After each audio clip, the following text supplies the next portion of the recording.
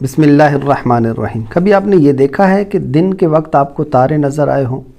आज हम इंशाअल्लाहुल अज़ीज़ आपको दिन के वक्त तारे दिखाएंगे। कैसे दिखाएंगे आइए देखिए। सबसे पहले आपने अपने मोबाइल में चले जाना है और एक एप्लीकेशन है उसको आपने इंस्टॉल कर लेना है। वो एप्लीकेशन का नाम है जी स्काई मैप। इसको आप ऑन करेंगे और ऑन करके अब यहाँ पर आप देखेंगे तो जिस तरफ भी आप मोबाइल को लेकर जाएंगे उसी तरफ के जितने सितारे होंगे वो आपको नज़र आएंगे।